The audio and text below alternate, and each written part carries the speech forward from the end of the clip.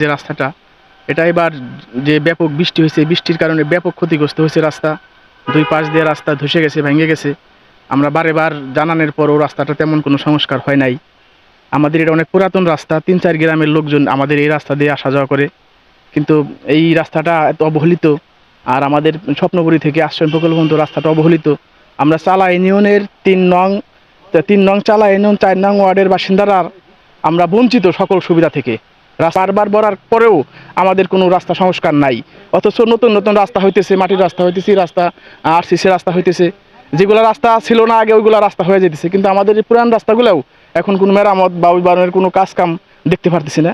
বারবার জানানোর পরেও আমাদের রাস্তার কোনো কাজ হইতেছে না। এই জন্য আমরা গ্রামবাসী মিলে আমরা উদ্যোগ নিয়ে নিজের স্বার্থ হয়নি এই রাস্তা সংস্কার করিতেছি।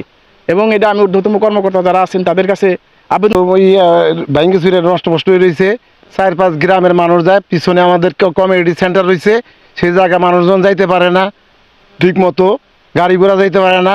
তো এই রাস্তার দিনে এই এমপি মহোদয়ের কাছে বলা হয়েছে, তারপরে গভর্নর চেয়ারম্যানের কাছে বলা হয়েছে, তারপরে আরও ওই মেম্বার তো আসেই নাই পড়লে, তারা কোনো খোঁজ খবর নেয় না।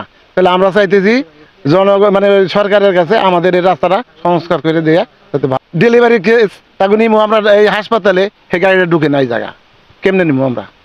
যার জন্য আমরা জানাইছি যে এটা সংশোধন করে ভালো করে দেওয়া হোক, কিন্তু দিতেছে না। এই অবস্থা গাড়ি ঘোড়া যাইতে পারে না, বাইরে ছিঁড়ে পড়ে যাইতেছে দুই মুহূর্তে। বারবার জানাইছি কিন্তু কোনো কিছুই করতেছে না। চেয়ারম্যান গভর্নরের কাছে জানানো হয়েছে, মেম্বার তো আসেই নেই দিকে। আমরা চাই এটা ভালো করা, এগুলো আমরা যাতে ভালোভাবে চলাফেরা করতে পারি, রাস্তাটা ভালো করে দেওয়া।